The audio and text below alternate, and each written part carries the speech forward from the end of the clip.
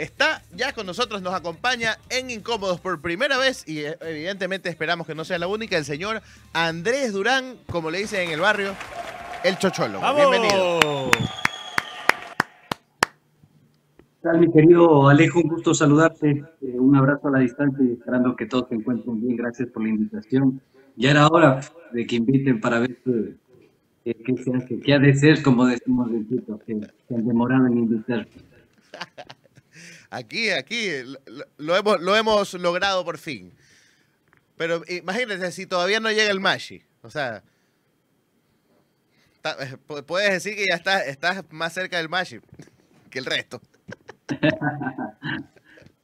Bueno, Andrés, gracias por la buena onda y por estar por acá.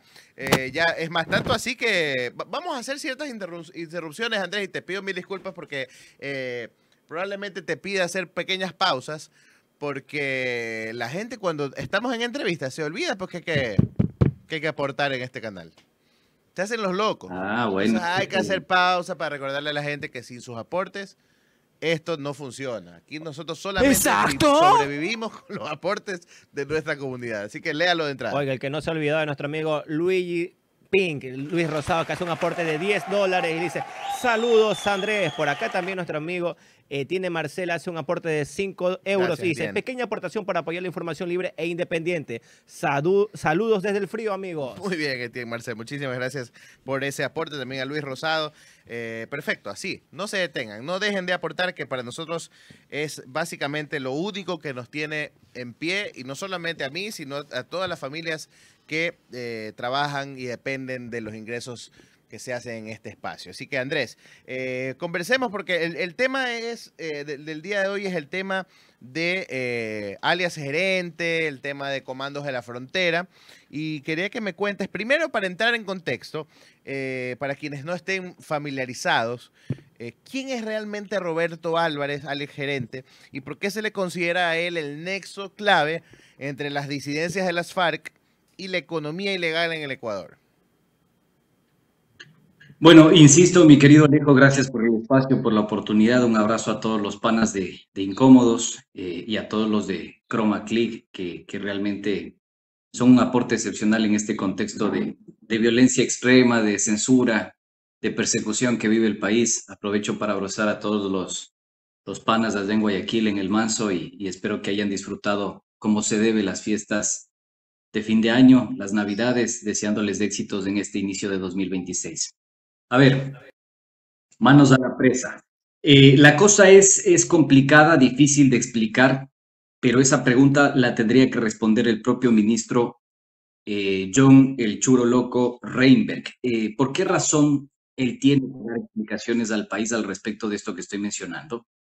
Porque Reinberg y el gobierno de Noboa han violentado el proceso de extradición, según la información a la que yo tuve acceso, que es información oficial de la Fiscalía General de los Emiratos Árabes Unidos.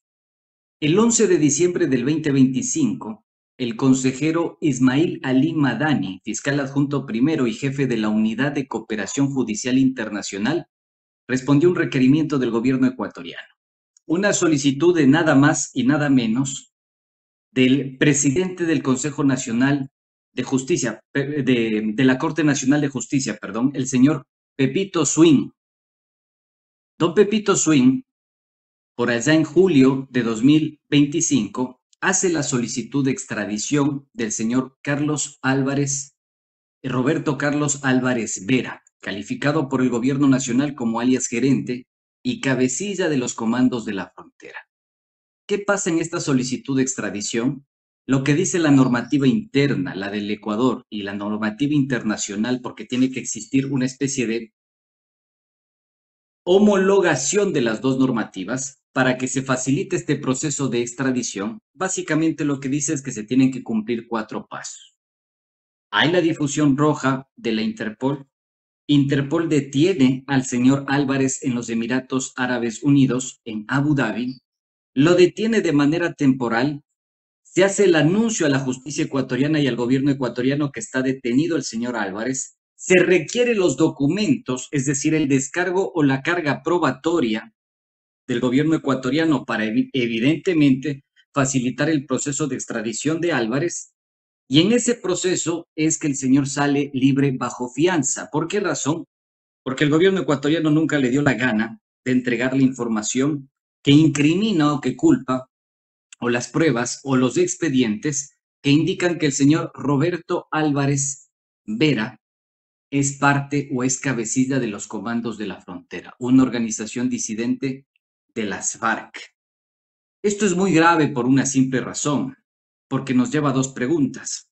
La primera es, ¿cómo capturaron al señor Roberto Álvarez Vera el 30 de diciembre del 2025? Y la más importante es, ¿existen pruebas en contra de el supuesto alias gerente que lo vincule de manera directa a los Comandos de la Frontera y a su vez al asesinato de los 11 militares en el Alto Punino?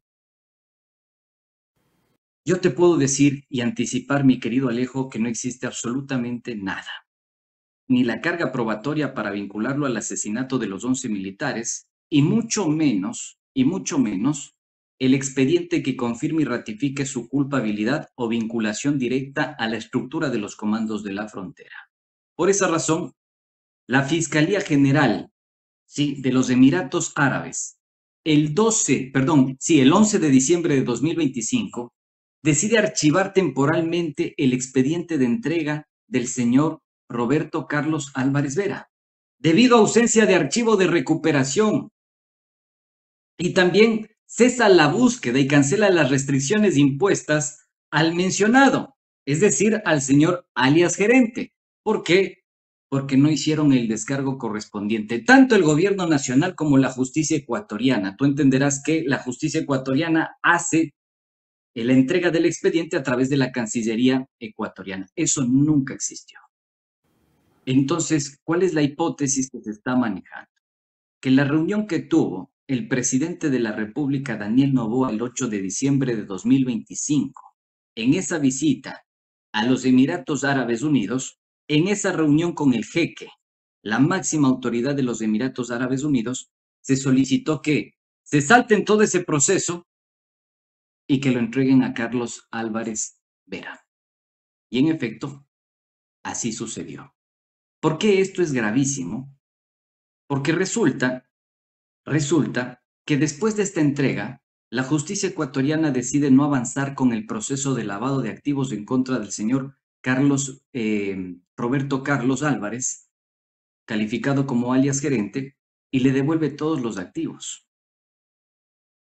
Las fincas, las propiedades, los bienes inmuebles, los terrenos, etcétera, etcétera, etcétera. Entonces, la gran pregunta que nosotros tenemos que hacernos es, ¿quién realmente es alias gerente? ¿Alias gerente es del señor Carlos Álvarez Vera o alias gerente es uno de los altos generales y oficiales del ejército ecuatoriano que está involucrado de manera directa en el asesinato de 11 militares en el Alto Punino? Ahí está el dilema. Ay, ay, ay. Sí, pues la fiscalía hablaba de un lavado de activos que superaba los 350 millones de dólares. ¿Cómo logra una estructura fronteriza infiltrar en el sistema financiero esa cantidad de dinero? Mira, yo les invito a dar el beneficio de la duda a lo que diga el gobierno nacional y a lo que diga la propia Fiscalía General del Estado por una simple razón. Yo el otro día hacía una comparación, una analogía, y si me permite el público, la audiencia, con tu permiso, Alejandro, lo importante en este asunto es entender que es una empresa fachada y que es una empresa jurídicamente constituida, que tiene una actividad comercial, un objeto económico y que evidentemente tiene cómo respaldar sus transacciones. Una empresa fachada podría ser Noboa Trading. ¿Por qué razón podría ser una empresa fachada Noboa Trading? Durante su existencia, como la tercera exportadora de banano más grande del país, durante su existencia, desde el año 2019 hasta la presente fecha, la empresa Noboa Trading, facturando 192 millones de dólares solo en el año 2023, ha pagado 0 de impuesto a la renta. Mientras que la empresa de Álvarez, una de las empresas, porque en realidad son 4 empresas las que integran este conglomerado, ha pagado entre 50, 70, 320 mil dólares y 400 o 500 mil dólares. Es decir, que nosotros podemos analizar, identificar que esta supuesta empresa que hace lavado de activos en el Ecuador está pagando impuestos en el Ecuador. Entonces ahí el señor Reinberg tiene que ser más preciso con si realmente existe un informe o un reporte de operaciones económicas inusuales de la UAFE que determine la responsabilidad de Álvarez, su esposa o sus hijos en el presunto delito de lavado de activos. Porque yo te voy a decir algo. Yo tengo aquí en mi mano un documento del Produbanco. El Produbanco y el agente de control de esta institución financiera certifica de manera legal y dice que los ingresos de Roberto Álvarez, alias gerente, dentro de esta institución financiera no superan los $1,000. El Banco del Pichincha dice que este señor o este sujeto ha tenido créditos por cerca de $5 millones en diferentes épocas temporales, en diferentes líneas de tiempo. También se identifica actividad comercial y objeto económico y pago de tributos de todas las compañías. Entonces, quien tiene que explicar y esclarecer absolutamente todo esto es el ministro del Interior, John Reinberg, y el presidente de la República, porque ellos dicen, él es el responsable del asesinato de los 11 militares en el Alto Punino. Pero resulta que ni siquiera hay una denuncia puesta en la Fiscalía General del Estado que investigue el asesinato de los 11 militares en el Alto Punino. Entonces, ellos, ¿cómo concluyen que gerente es el responsable del asesinato? ¿Sabes qué estoy intentando plantear? Que el presidente está buscando una cabeza de turco para encubrir a los verdaderos criminales y los verdaderos asesinos de los 11 militares en el Alto Punino. Y esos responsables de este asesinato serán expuestos muy pronto, porque tenemos audios de los presuntos responsables en operaciones de actividad minera ilegal en la zona del Alto Punino, en la provincia de Orellana. Esto es extremadamente perturbador por una simple razón, porque todo sucede en el mismo contexto de injerencia, de intervención del señor Mario Godoy. Está en la misma unidad judicial anticorrupción, tiene la causa el mismo juez, o tuvo la causa el mismo juez, el señor Carlos Serrano, el señor Cornejo, y solicitó el pedido de extradición el mismo Pepito Swing. Es decir, toda la estructura jurídica que ha manejado casos de narcotráfico, ¿sí?, son los responsables de este proceso que tiene una serie de irregularidades que son de película, donde informes de la propia ULCO de la Policía Nacional determinan que en el seguimiento y vigilancia que hizo la Policía Nacional a Álvarez y su familia, no se identificó vínculo alguno entre la banda delictiva de los comandos de la frontera y la familia Álvarez Vera. Ok. Se encontraron un Gil. Podemos concluir que se encontraron un Gil y que lo están vendiendo como el trofeo del gran golpe al crimen organizado y la lucha contra la corrupción, que no es tal, no existe. Te voy a tirar un dato perturbador, mi querido Alejo. Yo considero que este señor o a esta familia lo están persiguiendo porque en su momento la defensa técnica legal fue abogado de la ex vicepresidenta de la República, la señora Verónica Abad. Aquí podemos especular al respecto, pero los documentos no mienten. Y hay las firmas de responsabilidad del ex fiscal de la Nación, el señor Wilson Toainga. Hay las firmas de responsabilidad del jefe de la ULCO. Hay los seguimientos y las vigilancias de la Policía Nacional. Tengo las fotografías inéditas del asesinato de los 11 militares en el Alto Punino. Tenemos casos en delito flagrante de generales y coroneles del ejército que en su momento fueron jefes de la Casa Militar Presidencial del presidente de la República, Daniel Noboa. Testimonios, audios, documentos que confirman que los verdaderos responsables del asesinato no serían estos individuos, sino amigos que visten de camuflaje. Eso estaba viendo, estuve haciendo la tarea, como dicen por ahí. Y se habla de que es posible que no haya sido una emboscada externa, sino una represalia a la interna, para evitar que se destape esta olla de grillos, de este esquema de minería ilegal manejado por oficiales de alto rango, sería. Más o menos por ahí va la figura del tema del Alto Putino, de tu investigación. Totalmente, totalmente. Y mira, no es una cosa de hoy. Es una cosa que la vengo investigando desde mediados del año 2025. Para que la gente nos comprenda, hay vínculos directos entre la actividad minera ilegal y altos oficiales del ejército ecuatoriano. De hecho, si no conocían, quienes hacen el control y la fiscalización de la actividad minera irregular o ilegal en el territorio nacional es el ejército ecuatoriano. Larcón le pertenece a un pillo, y me hago cargo de lo que digo. Larcón le pertenece a un pillo.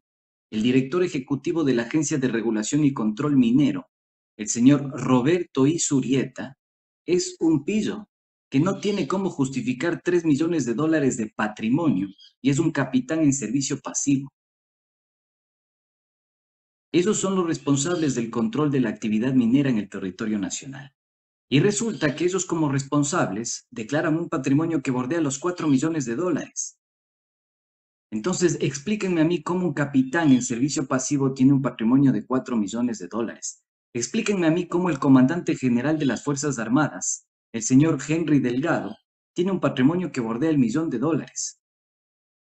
Expliquen al pueblo ecuatoriano qué sucedió realmente en el Alto Punino, porque si nos ponemos a analizar lo que sucedió en el Alto Punino, vamos a encontrar que hay un informe del Arcón que indica que el enfrentamiento no fue contra los comandos de la frontera, que ni siquiera se tiene certeza de quiénes operaron en esa zona, tomando en consideración que el propio grupo disidente de las FARC se pronunció, sacó un comunicado, Colombia le entrevistó en vivo y en directo, y ellos dijeron, nosotros no tenemos nada que ver. Ese es un enfrentamiento entre bandas delictivas ecuatorianas y el ejército ecuatoriano. Y te voy a adelantar algo. Los audios que tengo en mi poder confirman que el general, ex jefe de la Casa Militar Presidencial, encargado de cuidar al presidente de la República freelance que tenemos, ese señor le vendía información a la guerrilla ecuatoriana. Y el coronel que estuvo a cargo del batallón 16 Napo, que es de donde salen los 11 militares que fueron asesinados en el Alto Punino, también está enrolado con el general Rodríguez. Y a su vez, y yo lo dije públicamente esto, el capitán Trujillo, esposo de la señora Yajaira Urresta, tiene conocimiento de lo que sucedía en el batallón 16 Napo. Está por todos lados de conexión. Eso explica muchas cosas. Entonces yo creo que este asunto es realmente estremecedor, perturbador, bastante complicado, sobre todo complicado para el propio gobierno nacional, complicado para su círculo de seguridad, complicado para las Fuerzas Armadas, complicado para todas las personas que han tratado de encubrir este delito que sigue en la impunidad, que incluso casi nos lleva a un impasse diplomático con la hermana República de Colombia, y complicado por una serie de violaciones al debido proceso que te permiten a ti concluir de que el presidente de la República ha hecho de la Constitución, la norma, la ley, las reglas, un papel higiénico. Un absoluto papel higiénico. Bueno, conversando un poquito sobre lo que tú haces un periodismo de investigación y vas directo a la yugular y eso genera, tiene sus riesgos, ¿no? Tiene sus riesgos y sus complicaciones. Has tenido que salir del país. ¿Cómo, cómo tú sientes? ¿Sientes que el Estado te protege, te persigue? ¿Cómo es tu sensación como periodista ante una realidad que vives que es diferente a la del resto de la gente que hace periodismo o a la de cualquier mortal ecuatoriano, ¿no? Bueno, mira, yo en este momento me encuentro exiliado del Ecuador. Yo formaba parte del sistema de protección de víctimas y testigos de la Fiscalía General del Estado. Em, una semana antes de las elecciones de la primera vuelta del año 2025, el sistema de protección de víctimas y testigos de la Fiscalía General del Estado decidió expulsarme de manera unilateral. Ellos alegaron que yo incumplí el reglamento sustitutivo del SPAP y simplemente me expulsaron. Y me expulsaron cuando yo tenía un informe de riesgo de aproximadamente el 75% avalado por la propia DINPRO, que es la Dirección Encargada de Seguridad, y la propia DGI, la Dirección General de Inteligencia. Este informe no fue tomado en cuenta por la propia Fiscalía General del Estado, lo violentaron, me expulsan del SPAP, a pesar de que yo días atrás había hecho denuncias graves contra generales de la Policía Nacional, acusándolos del presunto delito de perjurio, porque en sus declaraciones patrimoniales el ex comandante general de la policía, Faustito Lenín Salinas Samaniego, el señor general Ramírez, que le copiaba a alias del patrón Leandro Norero, y los dos generales que estuvieron involucrados en el archivo del informe León de Troya, no declararon cerca o aproximadamente de $2 millones en conjunto. Entonces me expulsan del sistema de protección de víctimas y testigos. A pesar de que tenía denuncias, a pesar de que ya se alertaba de seguimientos y de vigilancias, de llamadas telefónicas, de amenazas permanentes. Entonces, después de presentar el caso Novoa Trading, yo tuve que salir inmediatamente del Ecuador. Y ahora intentan empapelarme. Digo, para muestra un botón, a la señora que hoy es tendencia en las redes sociales, colorada, que le gusta la farra, que le gusta la joda, le gusta seguramente el buen whiskacho, y que adicionalmente a la señora también le gusta rozarse con los criminales de poca monta, ¿sí? Que tiene relaciones con el alcalde de Vinces, el señor Alfonso Montalbán, y que a su vez también tiene relaciones con el señor alias Fede y alias Timba, que fueron detenidos en medio de la narcofiesta, y ahora es presidenta de la Comisión de Justicia y Estructura del Estado. Me refiero a la Barbie de la mafia, la señora Rosita Torres, ha decidido denunciarme por calumnia y contravención de cuarta clase a mediados del año anterior. Me denunció ella, me denunció Marco Olmedo, me denunció Fabián Calero Freire,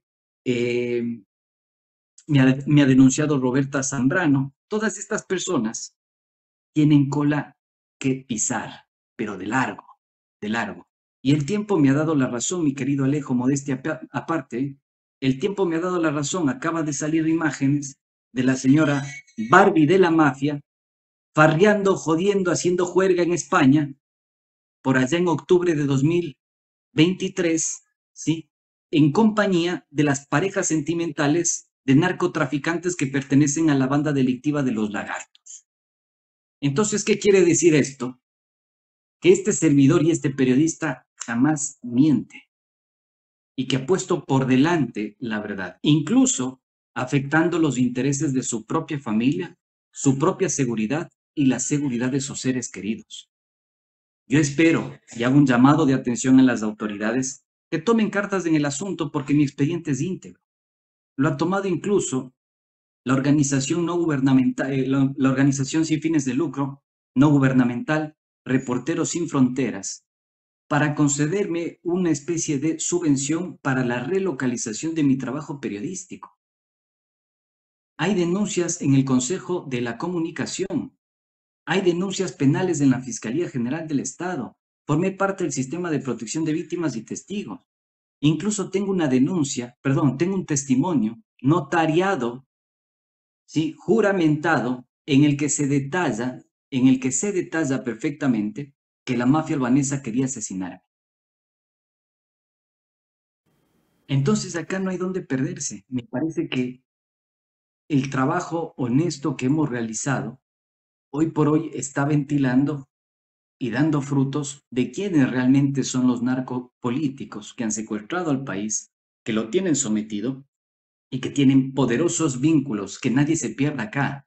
Poderosos vínculos. Podrás detener al criminal, al sicario, al cabecilla, en Monte Sinaí, en el Fortín, en el Guasmo, en la Trinitaria, todo lo que quieras. Pero el crimen de cuello blanco, ese que se viste con corbata, con pipa y con frac, al que no ataca el Estado ecuatoriano, sigue viviendo en San Borondón, en Cumbayork, en Mócoli. Y eso se tiene que decir. El presidente de la República, y te insisto en esto, es el líder internacional de una red de crimen organizado que opera entre Ecuador y Europa. Y muy pronto retomaremos este caso. Novoa Trading le dice.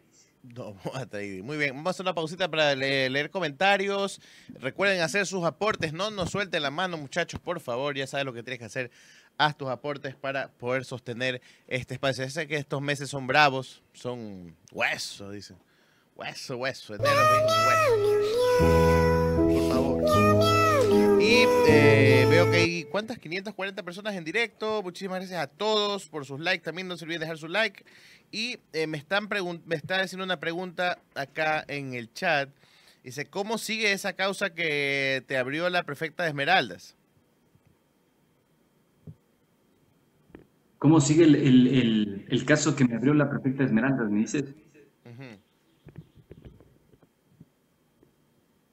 Bueno, el caso de la denuncia que me interpuso la señora Robertica Zambrano, dicen en la provincia verde, que en realidad es roja porque hay un derramamiento de sangre impresionante todos los días en mi querida provincia de Esmeraldas, no avanzó porque la señora nunca pudo notificarme.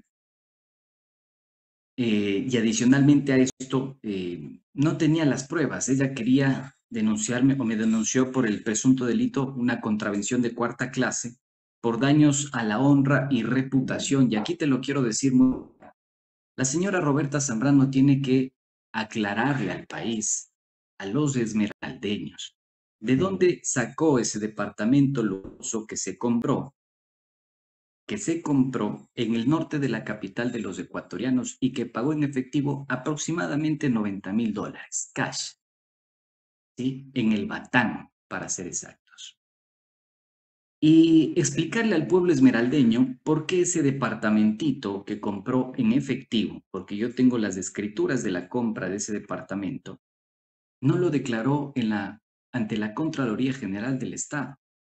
¿Qué pasó con la señora Robertica Zambrano que no declaró dicho bien inmueble ante la Contraloría General del Estado cometiendo el delito de perjurio? Es decir, que perjuró. Ella juró no tener más de 2.5 millones de dólares y resulta que ha tenido 2.6 millones de dólares. La otra pregunta es, justifique de dónde sacó tanto kushki, tanto mone, tanta muyapa, porque siendo funcionaria pública durante 6 o 7 años y teniendo ingresos que superan los 2.6 millones de dólares, y realmente es complicado. Es como que alguien está billeteando por detrás y sería bueno entender quién la está financiando a la señora Roberta Zambrano. O la otra opción es que, amarrado también la corrupción, que está recibiendo dineros de la corrupción, o peor aún, dineros de organizaciones que se dedican a la actividad delictiva. Información contundente la que suelta Andrés Durán con nosotros acá en Incómodo, jornada del lunes 12 de enero, señoras y señores. Como dice por ahí Luis Rosado, tomen apuntes que van a ver de nuevo el programa, dice, para tomar nota de todos los detalles que ha soltado Andrés en esta entrevista. Este caso no sé si hayas investigado o estés en investigación de lo que pasó en Guayaquil la semana anterior con este triple asesinato en una cancha de fútbol en Isla Mocolí. El caso que está viral, el tema de las, ¿cómo que le dicen a las chicas? No, esa no, hay otro término. Las muñecas de la mafia, le dicen narco pacharacas, no, o sea, grosero. De las muñecas de la mafia que les han puesto, ¿tienes algo? que son unos salvajes. Yo sé, pero soy unos salvajes. Entonces, que si tienes alguna info de eso, ¿sabes algo al respecto? ¿Qué se conoce? ¿Hay alguna información que...? Porque algo escuchaba a los chicos en himno, hablaban de cómo no se da cuenta la gente que convive con gente involucrada con el narco a diario. Es una locura el nivel de cómo están infectados, impregnados, metidos en medio de la sociedad. Ese es el principal problema que tenemos hoy en el Ecuador. Adelantarte algo preliminar, bueno, lo que ya dije en su momento también, los vínculos de la señora Rosita Torres con la estructura de, en este caso, los Fatales, los Águilas, que son bandas delictivas que operan entre la provincia de Los Ríos y la provincia del Guayas, así como Manabí. Y el vínculo directo es alias Timba, alias Fede, y el propio Alfonso Montalbán. Alfonso Montalbán tiene entre su seguridad al señor alias Timba, que tengo entendido yo que en este momento se encuentra en Colombia refugiado, escondido, porque sabe que lo querían pelar. Esta vinculación directa a la estructura de la banda delictiva de los choneros o al brazo armado de los choneros es lo que tiene que explicar justamente Rosa Torres, porque hay indicios y elementos que confirmarían que Alfonso Montalbán puso recursos en la campaña de la Barbie de la mafia. Esto es preocupante porque a su vez la señora se conecta de manera directa y comparte espacios muy íntimos con las parejas sentimentales de narcotraficantes, desde el caso puntual de alias Marino, el cabecilla y líder de los Lagartos. En este momento está siendo perseguido porque le chorearon, le afanaron aproximadamente 5 millones de dólares a la mafia albanesa. Eso es lo que se ha dicho testimonialmente hasta el momento. Estoy un poco recopilando el caso. En los próximos días, si Dios así lo permite, nosotros expondremos documentos y vínculos directos de la mafia balcánica con la estructura de Novoa Trading. Y creo que con esta evidencia se cierra completamente el circuito de operación del crimen organizado en el territorio ecuatoriano. Porque estamos hablando, mi querido Alejo, y chochólogos que nos sintonizan, que el crimen organizado ha tenido la capacidad de interpelar, de capturar la estructura empresarial de varias compañías grandes y grupos económicos poderosos en el territorio ecuatoriano para exportar cocaína de manera lícita. Y ese es un gran problema para todos los ecuatorianos, porque hoy por hoy los tenemos infestados, como bien dices, en todo el territorio nacional. Convivimos con la economía criminal y de hecho, lamentablemente, estamos empezando a depender de la economía criminal, del recurso que inyecta la economía criminal para que se sostenga la economía formal. Datito de color, ustedes vayan y hagan este ejercicio a cualquier cooperativa o banco privado de este país y pregunten cuál era la tasa de interés de apertura de una póliza de inversión actualmente y cuál fue hace 2 años atrás. Y les van a decir que 2 años atrás estaban dando entre el 10 y el 9%. Y ustedes le preguntan por qué ahora dan entre el 6 y el 7%. Porque hay sobreliquidez en el sistema financiero. Y ustedes se van a asustar y decir, oye, no hay sobreliquidez, pero si yo estoy chido, a mí esa liquidez no me ha llegado al bolsillo. Sí, pero hay sobreliquidez. Entonces hay que golpear la puerta al señor o señorita, no sé, a la Balboneira y decirle, oiga, ¿qué está pasando con la unidad de análisis financiero que usted no está haciendo su trabajo al respecto? Usted tiene que responder ante las autoridades qué está pasando con los reportes económicos inusuales de las 12 cuentas bancarias que tenía Yasdimir Cerdán en el sistema financiero nacional. Banco Pichincha, Banco del Austro, la Cooperativa Jardín Azuayo y tantas otras, con números hasta de cuenta, que tenía el señor Yasdimir Cerdán, cabecilla máximo de la red balcánica. Traficó cerca, solo en el año 2023, cerca de 10 toneladas a tierras europeas. Entonces la cosa es bastante complicada, mi querido Alejandro. Hay compañías, hay empresarios, hay fiscales, hay jueces, hay generales, oficiales de las Fuerzas Armadas, y hay toda una estructura involucrada con esta red internacional de tráfico de cocaína.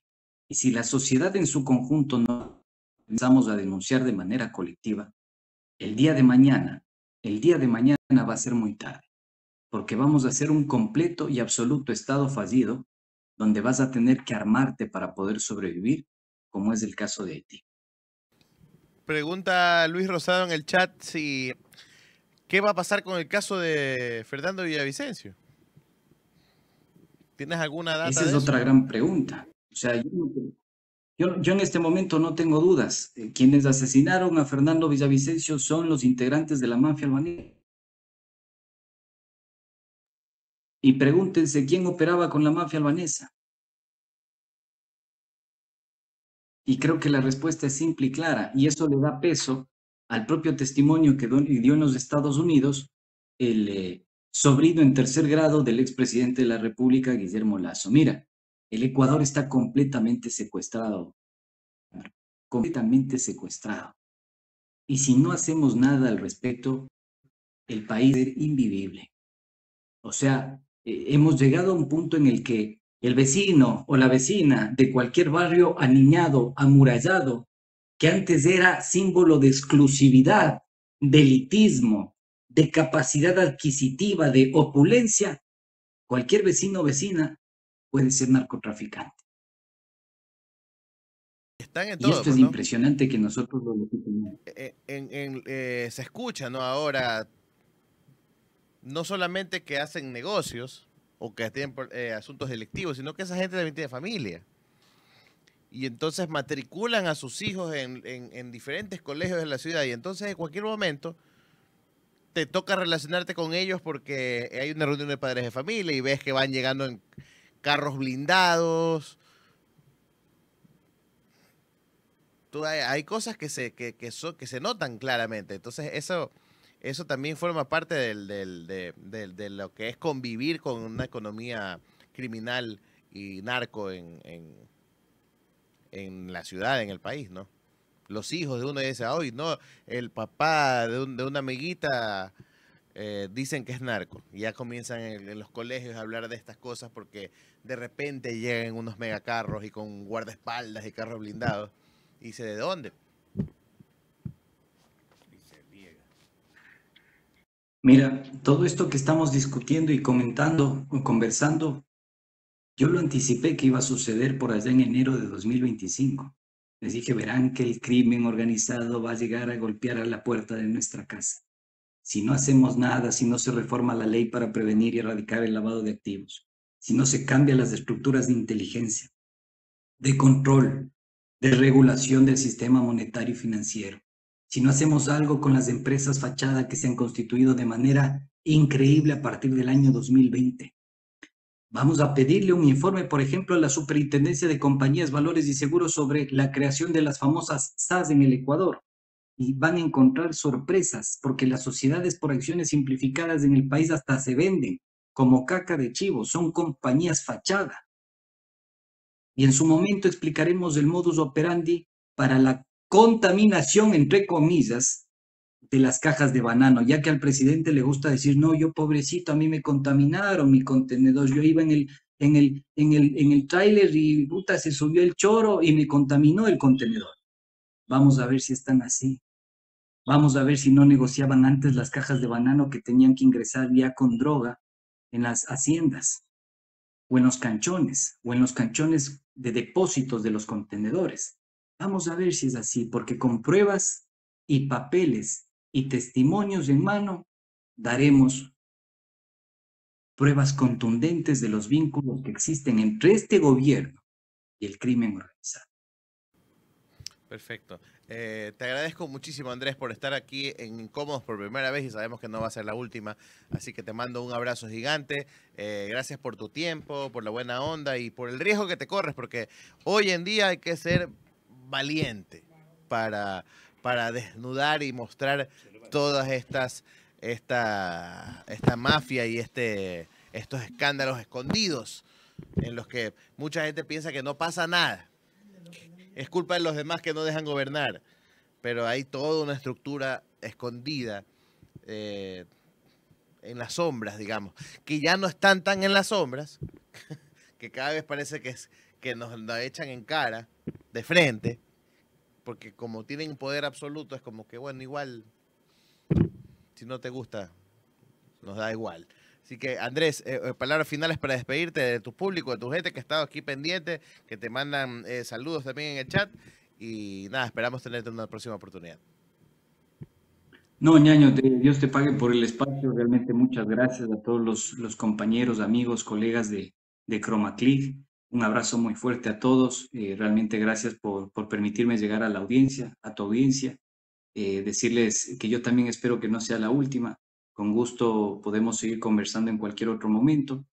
Y finalmente, yo creo que apelo a este dicho muy famoso que teníamos en el Ecuador, sobre todo en mis tiempos mozos: arrecho nunca muere y si muere, muere arrecho. Así que aquí estamos, la tricolor es lo que nos empuja, el amor por el país, que es el país más hermoso del mundo, de eso sí estoy completamente convencido. Hay que recuperar a nuestro Ecuador, el país de los cuatro mundos, que es inigualable en todo el planeta. Así que nada, les abrazo muy fuerte a todos y les deseo que tengan un maravilloso 2026. A meterle ñeque, que es lo que nos sobra a los ecuatorianos, y que la verdad sea dicha. Un abrazo muy fuerte. Un abrazo grande para Andrés Durán, más conocido como El Chocholo, que estuvo en la pantalla de ChromaClick en Incómodos, señoras y señores.